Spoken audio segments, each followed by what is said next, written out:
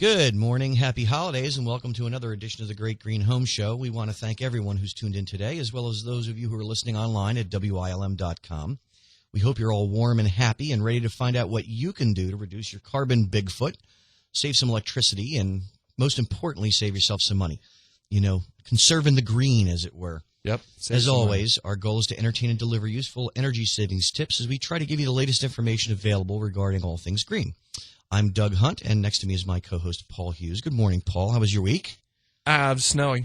Okay. Very snowy. And liked it. What's new? I know you have something to say about saving energy or what happened in the green news this week. You always do. No, I don't care Nothing. this week. No, Okay. I'm just happy my Malamute has snow, and we played snowballs and stuff. Okay. All right, but I do have a few things that I am thankful for. Mostly, I'll tell you, I'm thankful for the listeners because we're getting a great response. I'm meeting people. Where were you the other day at Galuccio's? Right, where they jumped up, said, "Hey, there's the guy." right. You know? They announce me every time. I was go at there. Homegrown. We was at Homegrown, the organic flavor of Newark, and they were like, "Hey, get up and say something about your show," which was really nice. You So know, people walk in, are they listening. They have whoever's doing music up there stop whatever they're doing and announce me. So go to those places. They plugged us. We're plugging them. There you go.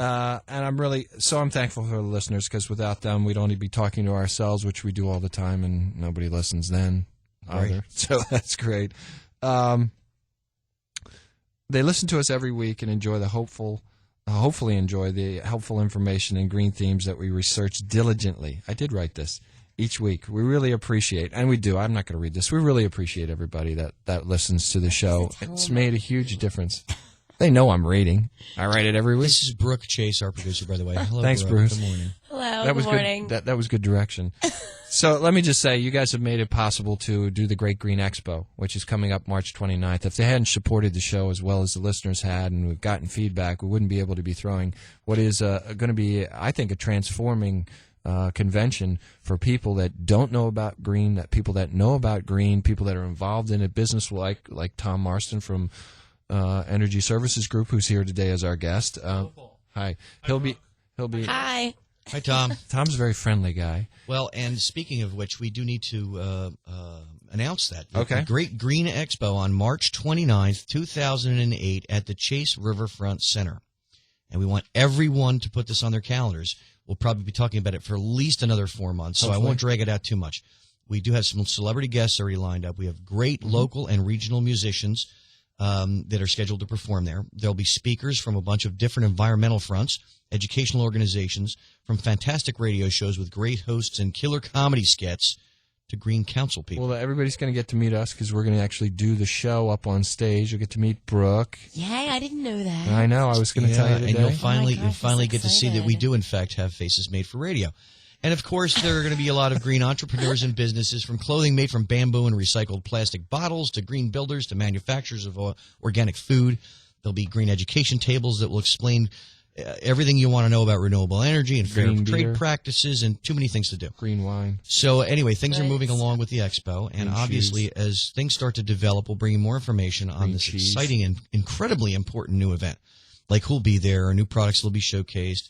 There'll be surprises for students there. That's Yes, right. we worked on that this morning. We can't tell you what they are, Nope. but I promise you there will be some. There's So a let's move contest. on and thank our sponsors. Paul?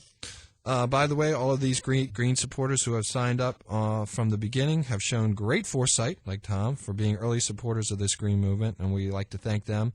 So you can meet them and talk to them about Yeah, they're all saving gonna be at the energy. expo, They're right? all going to be there. Energy Services Group, CMI Solar Electric, SunTrust Mortgage. Hopefully, we'll have one other sponsor I think is coming on. Forgot to tell you. It's going to be great. Okay. MyEcoAgent.com. And Always the last to know. Option Insurance Group.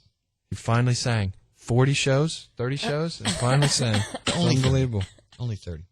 Unbelievable. Okay, so they're all going to be there. So you'll contact Energy Services Group for home energy audit. We're going to learn all about that at the show. CMI Electric is going to be there talking all about solar and the great programs they have.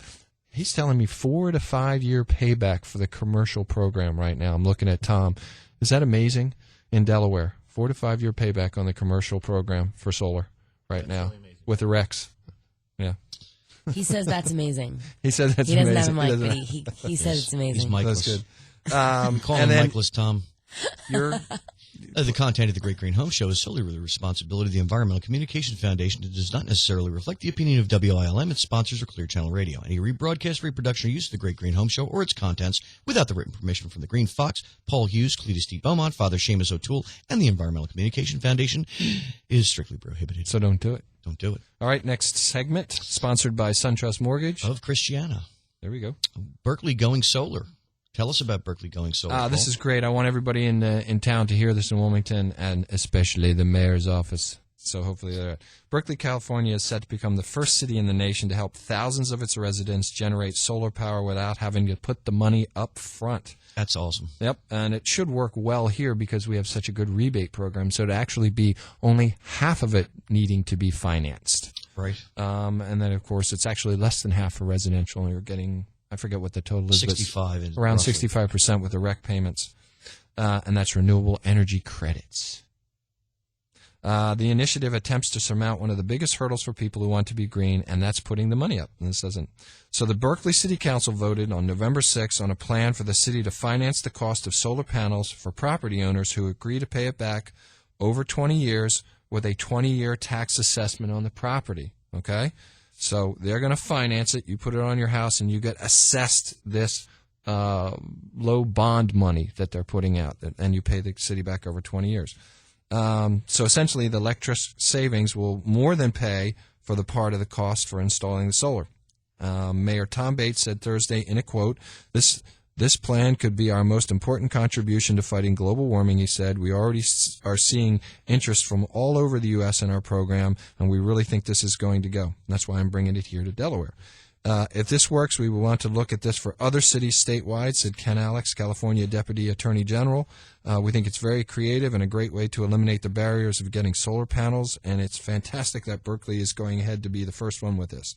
So listen, this is a really cool program. I hope the city of Wilmington is listening right now. If not, we'll have to have our listeners call into them. We'll send somebody to explain it to them. You're listening? I'll go explain it to them. So basically, a property owner would hire a city-approved solar installer who would determine the best solar system for the property, depending on the energy use of the house and the location.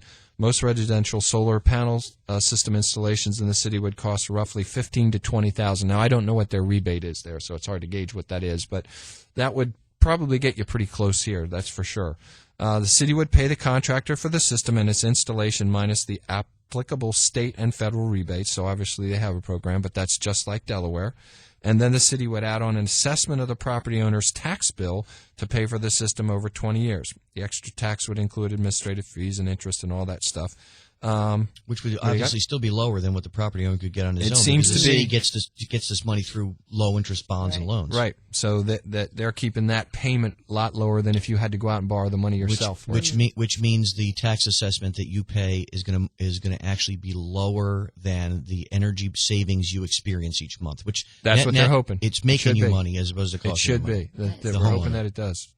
Everybody, this is a true example of a win-win-win-win. Well, the big thing is that although cities around the world only occupy 1% of the land mass, they are responsible for 80% of the carbon that's produced. Wow. So anything you can do within the city limits that you can mandate or legislate is going to be huge because that's where the rubber hits the road. It's going to be a lot easier to sell it on a local basis than it is on a federal basis. I love it. Doug's got it. Yeah, it's easier for the cities to pass these initiatives than it is for the feds to do it for the whole country. So we want to get the word out for that. Cool. I'm really, really interested in that. Okay. We'll be back right after this. Good catch, Doug.